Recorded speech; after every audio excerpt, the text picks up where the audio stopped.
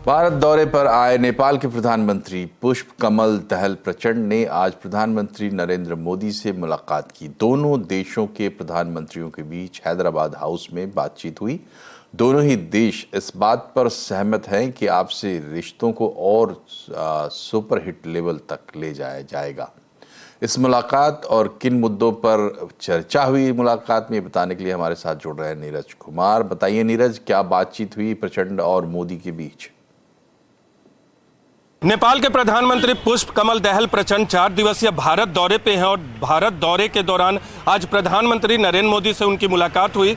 दोनों नेताओं के बीच में द्विपक्षीय बातचीत हुई और कई समझौते पर दोनों देशों ने हस्ताक्षर भी किए हैं। प्रधानमंत्री ने इस मौके पर कहा कि 9 साल पहले हिट फॉर्मूला यानी हाईवेज और ट्रांसवे का जो दिया था वो हिट साबित हुआ है दोनों देशों के रिश्तों में, और आने वाले वक्त में दोनों देश सुपर हिट की तरफ आगे बढ़ेंगे। प्रधानमंत्री नरेंद्र मोदी ने इस बात का जिक्र किया और कई समझौते पर दोनों देशों के बीच में हस्ताक्षर हुए हैं।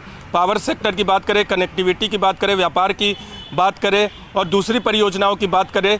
रिवाइज ट्रांजिट एग्रीमेंट पे हस्ताक्षर हुआ है। इसमें इनलैंड वाटरवेज को भी शामिल किया गया है जो अपने आप में एक ऐतिहासिक एग्रीमेंट है। विदेश मंत्रालय ने कहा कि जनरेशन में इस तरह के एग्रीमेंट एक बार में होते हैं। दूसरी अहम बात की पावर सेक्टर की बात करें तो अभी मौजूदा में 450 मेगावाट बिजली का निर्यात नेपाल भारत को करता है, लेकिन अगले 10 साल में दोनों देशों के बीच सहमति बनी है कि अगले 10 साल में दोनों देशों के बीच नेपाल की तरफ से भारत को 10,000 मेगावाट बिजली का निर्यात किया जाएगा। ये महत्वपूर्ण फैसले थे और बॉर्डर मसले पे प्रधानमंत्री नरेंद्र मोदी ने कहा कि बॉर्डर मसले को बैरियर नहीं बनने दिया जाएगा और इसका समाधान किया जाएगा। और तमाम क्षेत्रीय दूसरे मसले भी हैं, उनका भी जिक्र प्रधानमंत्री नरेंद्र मोदी और नेपाल के प्रधानमंत्री के बीच में हुआ। पुष्प कमल दहल, जिन्होंने अपने मौजूदा कार्यकाल में भारत को पहली विदेश यात्रा के लिए चुना है, चीन की तरफ से निमंत्रण था लेकिन चीन वो नहीं गए, भारत के दौरे पर आए और इस यात्रा से उम्मीद जताई जा रही है कि आने वाले वक्त में दोनों देशों के बीच में रिश्ते सुपरहिट होंगे। शुक्रिया नीरज।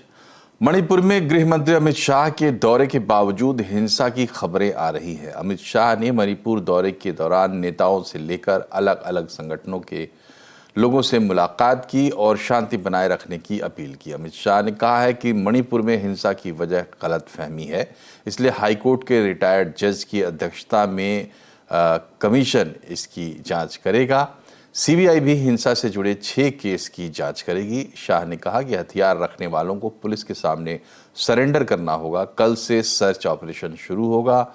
अगर किसी के पास हथियार मिले तो कड़ी कार्रवाई होगी। अमित शाह ने कहा कि मणिपुर की गवर्नर की अध्यक्षता में शांति समिति बनाई जाएगी। अमित शाह ने हिंसा में मारे गए लोगों के परिजनों को 10 लाख रुपए का मुआवजा देने का ऐलान किया है। इसमें से 5 लाख रुपए मणिपुर सरकार और 5 लाख रुपए केंद्र सरकार देगी।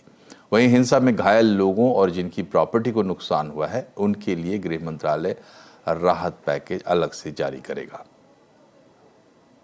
भारत सरकार विगत 1 महीने से चलती हुई हिंसा होने के कारण और हिंसा में किसकी जिम्मेदारी है, इस सभी की जांच के लिए हाईकोर्ट के चीफ जस्टिस स्तर के रिटायर्ड न्यायाधीश का न्यायिक आयोग गठित कर जांच करेगा। मुझे लगता है एक बार राज्यपाल महोदया की अध्यक्षता में पीस कमेटी घूमकर सबको सुनेगी। मैंने भी सुना है, काफ़ी सारी चीज़ें आई हैं। मैंने एक दूसरे के साथ कम्युनिकेट भी किया है एक दूसरे के ग्रीवेंसेस को। वो दोनों ग्रुप भी अभी अपने यहाँ इस पर विचार कर रहे हैं। एक बार वार्ता शुरू होगी तभी मिसअंडरस्टैंडिंग क्लियर होगी। अमेरिकी दौरे पर राहुल गांधी ने एक बार फिर से प्रधानमंत्री नरेंद्र मोदी और केंद्र सरकार पर हमला बोला है। सिलिकॉन वैली में बिजनेसमैन से मुलाकात के दौरान पेगासस स्पाईवेयर पर चर्चा करते हुए राहुल ने कहा कि उन्हें पता है कि उनका फ़ोन टैप हो रहा है। इसके बाद उन्होंने अपना फ़ोन उठाया और बोले, हेलो मोदी जी। बुधवार शाम को राहुल गांधी स्टैनफोर्ड यूनिवर्सिटी पहुंचे। यहां उन्होंने छात्रों से कहा कि भारत में लोकतंत्र को लेकर जंग छिड़ी हुई है। कोई भी संस्था अपने मुताबिक काम नहीं कर पा रही है। भारत में संस्थाएं किसी और के हाथ में हैं। राहुल ने अपनी संसद सदस्यता जाने पर कहा कि उन्होंने नहीं सोचा था कि कुछ बोलने भर से उनकी संसद सदस्यता जा सकती है। वो शायद पहले इंसान हैं जिसे अवमानना की इतनी बड़ी सजा मिली है। I don't think when I joined politics, 2004, I ever imagined what I see going on in our country. It was way outside anything that I had ever imagined. To be the first person to get a full criminal sentence on defamation, to get the maximum sentence, to be disqualified from parliament. I didn't imagine that something like this was possible. Rahul Gandhi पर केंद्रीय मंत्री अनुराग ठाकुर ने पलटवार किया है। उन्होंने कहा है कि राहुल गांधी पीएम मोदी का नहीं बल्कि देश का अपमान कर रहे हैं। देखिए, वो मोदी जी पर निशाना नहीं, भारत को ही अपमानित करने का काम करते हैं।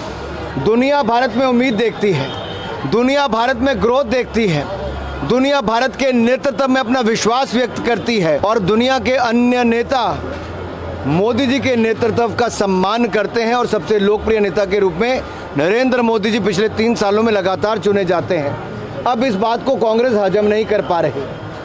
जब हजम नहीं कर पा रही तो कहीं ना कहीं जाकर उल्टा सीधा बोलना है। पहले इंग्लैंड में, अब अमेरिका में, और श्रीमान राहुल गांधी जी इस कार्यक्रम के मुख्य अतिथि होते हैं। अमेरिका में राहुल गांधी के बयान पर क्यों मचा है घमासान? क्या राहुल कर रहे हैं देश का अपमान? आज आवाज अड्डा में इसी पर होगी बड़ी चर्चा शाम 7:57 पर। WFI के पूर्व अध्यक्ष बृजभूषण शरण सिंह के खिलाफ लगे आरोपों की जांच दिल्ली पुलिस कर रही है। पुलिस ने जांच के लिए स्पेशल इन्वेस्टिगेशन टीम का गठन किया था। सूत्रों के मुताबिक SIT ने सभी पहलवानों और गवाहों से पूछताछ की है। इधर केंद्रीय मंत्री अनुराग ठाकुर ने कहा है कि अब तक जैसा पहलवानों ने मांग की है, सारे कदम उठाए गए हैं। मामले की जांच संवेदनशीलता के साथ की जा रही है। सभी खिलाड़ी हमारे लिए बेहद जरूरी है। ये देश का कानून सबके लिए 140 करोड़ भारतीयों के लिए एक जैसा है। हमारे लिए खेल खिलाड़ी दोनों ही महत्वपूर्ण है। खेलों के लिए मोदी सरकार ने पहले भी बजट में बढ़ोतरी की, सुविधाओं की बढ़ोतरी की, और जितना मान सम्मान मोदी जी ने खिलाड़ियों को दिया है वो देश से छिपा नहीं है और ये लगातार आगे भी है। लेकिन जहां पुलिस जांच की बात आती है, पुलिस जांच कर रही है, कार्रवाई की बात आएगी तो चार्जशीट की बात होगी। वहीं आज एक बार फिर से बृजभूषण सिंह ने इस बात को दोहराया है कि पुलिस जांच के बाद किसी भी सजा के लिए वो तैयार है। उन्होंने कहा कि अगर वो दोषी पाए गए तो वो फांसी पर लटक जाएंगे। मेरे ऊपर साबित हो जाएगा तो मैं फांसी पर लटक जाऊंगा। इसके लिए किसी को कहना नहीं पड़ेगा। आज भी मैं अपने उसी पुरानी बात पर कायम हूं।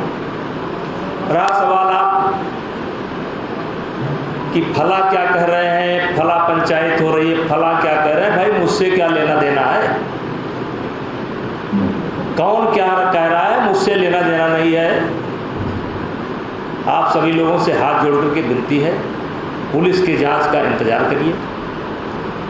जो पुलिस की जांच में आएगा, जो भी रास्ता मुझे न्यायालय के द्वारा दिखाया जाएगा, उस रास्ते पर मैं चलूंगा।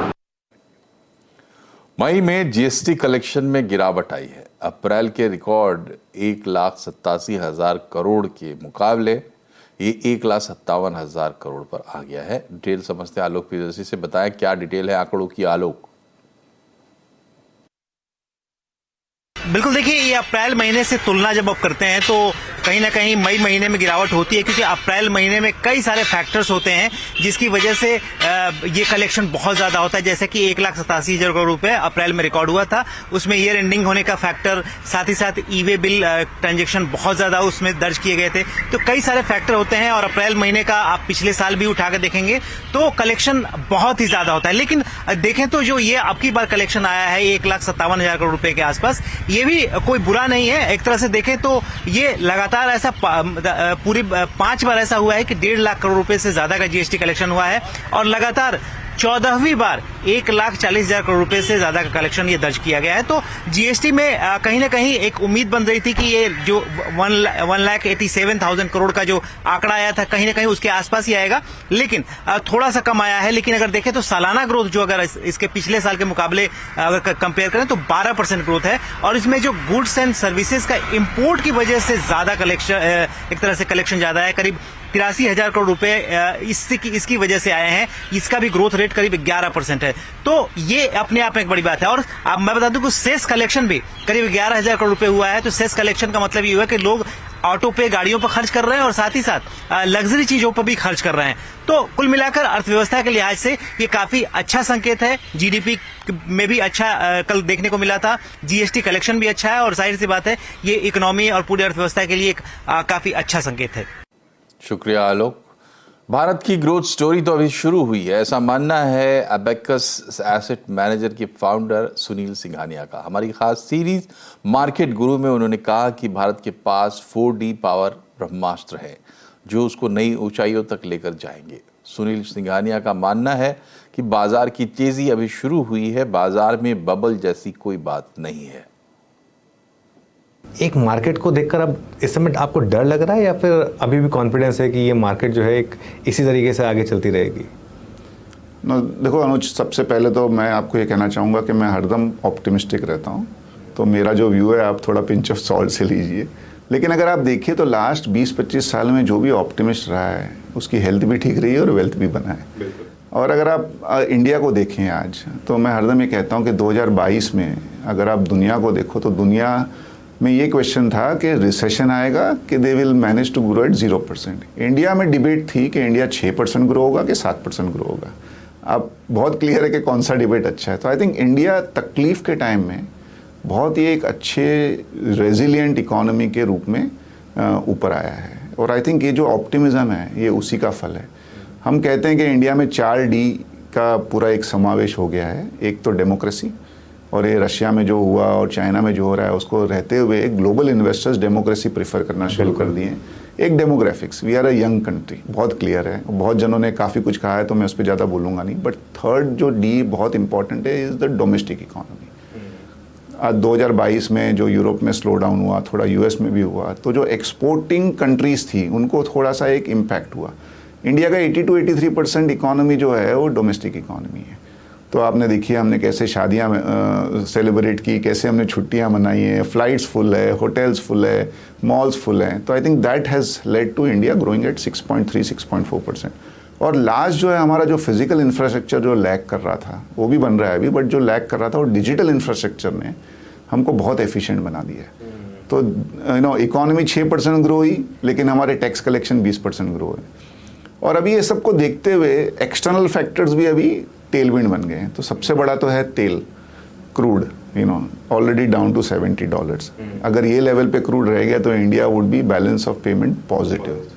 आई थिंक सबको देखते हुए I think economy is in good condition. Fame 2 scheme के तहत मिलने वाली सब्सिडी में कटौती के बाद इलेक्ट्रिक 2 व्हीलर्स के दाम बढ़ने लगे हैं। सब्सिडी में कटौती का फैसला आज से ही लागू हुआ है और कंपनियों ने दाम बढ़ाने शुरू कर दिए। इलेक्ट्रिक 2 व्हीलर कितने महंगे हुए समझते हैं रोहन सिंह से। बताएं रोहन, कहां से क्या खबर है?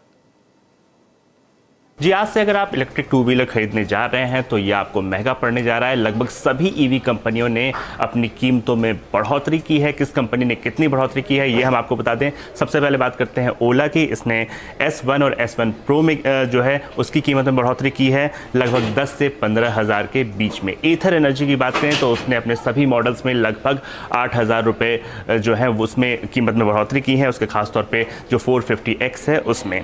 बजाज चेतक ने भी अपनी कीमत बढ़ाई है लगभग 22,000 रुपये के लगभग।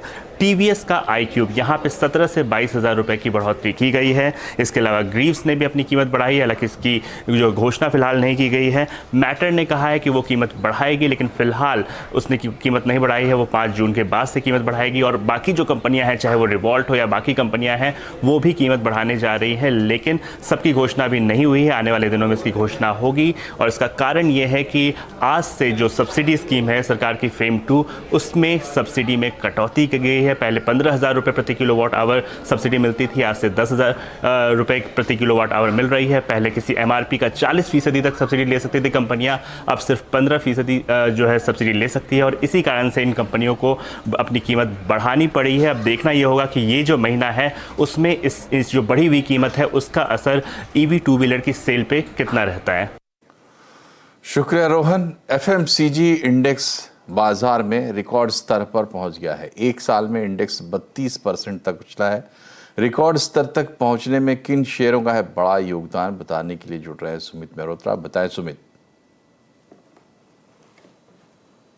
तो रिकॉर्ड स्तरों पर FMCG इंडिसेस पहुंचता हुआ दिखाई पड़ा है और एक अच्छी तेजी ना केवल इंडेक्स फ्रंट पर बल्कि स्टॉक स्पेसिफिक भी देखने को मिली है। करीब करीब 6 से 7 ऐसे स्टॉक रहे इंडेक्स के जो कि अपने नए हाईस पर बंद होते हुए दिखाई पड़े। रिकॉर्ड स्तरों पर 32% के आसपास का उछाल एक साल में इस पूरे इंडिसेस में देखने को मिला है। कई कंपनियां अपने हाईस पर हैं, जिसमें कई प्रोमिनेंट कंपनियां रादर अपने हाईस के आसपास ही ट्रेड करते हुए दिखाई पड़ रहे हैं। क्या मल्टीपल ट्रिगर्स बने? दरअसल इस क्वार्टर के नंबर्स बेटर साइड पे थे। वॉल्यूम में एक अच्छी ग्रोथ आते हुए दिखाई पड़ी, कंपैरेटिवली जो अनुमान लगाया गया था उससे बेटर। लागत में कमी देखने को मिली, जो लगातार 2 क्वार्टर से प्रेशर था वो ईज आउट हुआ। ग्रामीण बिक्री, जिसमें एक मेगा का कंसर्न माना जा रहा था कि ये स्पेस में शायद पिकअप आएगा कि नहीं आएगा, वहां एक अच्छी ग्रोथ देखने को मिली। और ना केवल ग्रामीण बिक्री बल्कि घरेलू फंड्स की तरफ से भी कुछ पिकअप आता हुआ दिखाई पड़ा। इनफैक्ट ये पूरा सेक्टर जब एक अच्छे वैल्यूएशन पे था तो वहां से पिकअप भी होता हुआ दिखाई पड़ा, तो वो भी एक वजह आप मान के चल सकते हैं। कौन कौन से स्टॉक्स जो कि नए हाईस पर पहुंचे हैं? Godrej consumer, HUL, Marico, Nestle, Varun beverages, Britannia, सब वो स्टॉक हैं जो कि अपने नए हाईस के आसपास ट्रेड करते हुए दिखाई पड़ रहे हैं। और अगर इस पूरे सेक्टर की तेजी की बात की जाए तो करीब करीब 33% का उछाल रहा है FMCG में। कुछ प्रोमिनेंट स्टॉक जिन्होंने एक रोबस्ट परफॉर्मेंस दी और इस सेक्टर को भी कुछ हद तक आउट परफॉर्म किया है, उसमें वरुण बेवरेजेस 130% की तेजी, ITC 65%, गोदरेज 40%, ब्रिटानिया 30% और नेस्ले और यूनिलीवर भी करीब करीब 20% की रिटर्न के साथ यहां पर एक साल के दौरान यहां पर तेजी देखने को मिली है। कुछ वैल्यूएशन समरी, FMCG इंडेक्स जो कि करीब करीब 44 के मल्टीपल पर अभी कामकाज कर रहा है। लेकिन अगर बाकी कंपनियों की बात की जाए तो मेजरली कुछ कंपनियां जो कि थोड़े अपर साइड पे पहुंचते हुए दिखाई पड़ रही हैं वैल्यूएशन के। HUL एक एवरेज मीन पी करीब 62 का, लेकिन फिलहाल 61 के मल्टीपल पे ट्रेड करता हुआ दिखाई पड़ रहा है। ITC जो कि 25 के एवरेज पी पे कामकाज करता था, अब करीब करीब 29 के मल्टीपल पे पहुंचता हुआ दिखाई पड़ रहा है। लाइकवाइज नेस्ले 85 का एक एवरेज पी 82 के स्तरों पर ऑलरेडी ट्रेड करता हुआ सोफार दिखाई पड़ रहा है। ब्रिटानिया 60 का एवरेज पी रफली 55 के मल्टीपल पे सोफा ट्रेड करता हुआ दिखाई पड़ रहा है। एक ड्रीम रन देखने को मिली वरुण बेवरेजेस में, 57 का एवरेज पी और करीब 66 के मल्टीपल पे स्टॉक कामकाज कर रहा है। लाइकवाइज गोदरेज कंज्यूमर 54 का पी और 62 के मल्टीपल पे स्टॉक ट्रेड करता हुआ। और उसके अलावा डाबर ऑलमोस्ट 1 लाख करोड़ की मार्केट कैप पहुंचने वाला, 56 का एवरेज पी, करीब 58 के मल्टीपल पे स्टॉक कामकाज कर रहा है। तो ये पूरा जो FMCG स्पेस एक बढ़िया तेजी में है और नए रिकॉर्ड स्तरों पर ऑलरेडी कामकाज करता हुआ दिखाई पड़ रहा है। शुक्रिया सुमित। और राजस्थान में चुनाव से पहले अशोक गहलोत सरकार ने बड़ा ऐलान किया है। राजस्थान में अब घरेलू उपभोक्ताओं को 100 यूनिट तक बिजली पूरी तरह फ्री मिलेगी। किसी भी उपभोक्ता को पहले 100 यूनिट तक बिजली खर्च करने पर कोई बिल नहीं आएगा। इसके अलावा 200 यूनिट तक बिजली पर किसी तरह का सरचार्ज, स्थायी चार्ज, इलेक्ट्रिसिटी फीस नहीं देनी होगी। अब तक घरेलू कंज्यूमर्स को 100 यूनिट फ्री बिजली मिलती थी, लेकिन स्थायी चार्ज और सरचार्ज लगता था। अब इसे खत्म करने का फैसला लिया गया है। मॉनसून 4 जून के आसपास केरल पहुंचने के बाद 3-4 दिन सुस्त पड़ सकता है। मौसम विभाग के मुताबिक अरब सागर में इसके करीब 2 दिन बाद यानी 4 जून के 2 दिन बाद एक निम्न दाब का क्षेत्र बन सकता है। इसके चलते 4 जून के बाद मॉनसून की प्रगति को लेकर कुछ भी कहना मुश्किल हो रहा है। सामान्य तौर पर 1 जून को केरल पहुंचने वाला मॉनसून पहले ही 3 दिन लेट हो चुका है। अभी बंगाल की खाड़ी और अंडमान निकोबार पर मॉनसून के बादल हैं। यहां से बादलों की गति 1-2 दिन में तेज होती है तो केरल में पहली बारिश की स्थितियां बनेगी। इसके बाद की प्रगति अरब सागर में निम्न दबाव क्षेत्र पर बनने पर प्रभावित हो सकती है। इससे पश्चिमी तटों पर सामान्य तौर पर 1 जून को केरल पहुंचने वाला मॉनसून 5 जुलाई तक पूरे देश को कवर कर लेता है। मॉनसून का आना गर्मी से राहत और बारिश के मौसम की शुरुआत माना जाता है। ये भारत की इकोनॉमी के लिए खास मायने रखता है क्योंकि आज भी 51% कृषि क्षेत्र वर्षा पर आधारित है। मॉनसून के दौरान और उसके बाद भी पावर प्लांट को कोयले की दिक्कत नहीं होने वाली है। सीएनबीसी आवाज को मिली एक्सक्लूसिव जानकारी के मुताबिक कोयला मंत्रालय ने कोयले का उत्पादन बढ़ाने के लिए खास रणनीति अपनाई है। डिटेल समझते लक्ष्मण रॉय से। लक्ष्मण जी बताइए कि अक्सर मॉनसून में ये प्रॉब्लम आती है, सप्लाई कम हो जाती है कोयले की, इस बार क्या तैयारी है? बिल्कुल, ये जो दिक्कतें आती है इसके पीछे वजह ये होती है कि जो कोयला के ब्लॉक होते हैं, खदान होते हैं, वहाँ पे पानी काफ़ी ज़्यादा भर जाता है और कोयला का खनन रुक जाता है, कोयले को वहाँ से बाहर निकालने का रास्ता बंद हो जाता है। तो इस बार सरकार ने 4 अलग अलग खास रणनीति बनाई है। पहला कि मशीनों का, ऑटोमेटिक मशीनों का इस्तेमाल काफ़ी ज़्यादा किया जा रहा है कोयला के माइनिंग को लेकर, कोयला के खनन को लेकर के। कोयला एक बार निकल जाता है तो उसको बाहर लाने के लिए खास बेल्ट का इस्तेमाल किया जा रहा है ताकि आदमी यानी लोगों को वहाँ पर ले जाने की ज़रूरत ही ना पड़े, बारिश थोड़ी बहुत हो तब भी कोयला निकल जाए। और तीसरी चीज कि कोयले का जो ट्रांसपोर्टेशन है वो काफी ज्यादा बेहतर किया जा रहा है। रेलवे के ज्यादा रैक लगाए जा रहे हैं, यहां तक कि पानी के रास्ते कोयले की सप्लाई की जा रही है, इधर से उधर कोयले को पहुंचाया जा रहा है पावर प्लांट तक। और चौथी चीज कि लगातार इस पर काफी ज्यादा निगरानी की जा रही है कोयला सचिव के द्वारा। लगातार हर रोज कह सकते हैं बैठकें हो रही, कोयले के ट्रांसपोर्टेशन में कोई दिक्कत ना हो, अड़चन आए तो उसको कैसे दूर किया जाए, कैसे बेहतर तालमेल किया जाए। और इन सब का नतीजा अब निकलकर सामने आ भी रहा है कि पिछले साल अब तक जहां 133.77 मिलियन टन कोयले का उत्पादन हुआ था, वो इस साल अब तक 143 मिलियन टन कोयले का उत्पादन हो चुका है। पावर प्लांट के पास पिछले साल यानी 28 मई का आंकड़ा जो मेरे पास आया है, पावर प्लांट के पास कोयले की सप्लाई 123.75 मिलियन टन था, जो बढ़ करके 131.33 मिलियन टन हो चुका है। पिछले साल 28 मई को पावर प्लांट के पास सिर्फ 21 मिलियन टन कोयला का स्टॉक था, जो अब बढ़कर करीब 35 मिलियन टन कोयले का स्टॉक हो चुका है। और आने वाले दिनों में हालात और ज्यादा बेहतर होने की उम्मीद जताई जा रही है। बहुत बहुत शुक्रिया लक्ष्मण जी। और इसी के साथ बुलेटिन में फिलहाल इतना ही, लेकिन खबरों पर अपडेट रहिए, जुड़े रहिए सीएनबीसी आवाज से, ट्विटर, फेसबुक और यूट्यूब के जरिए। नमस्कार।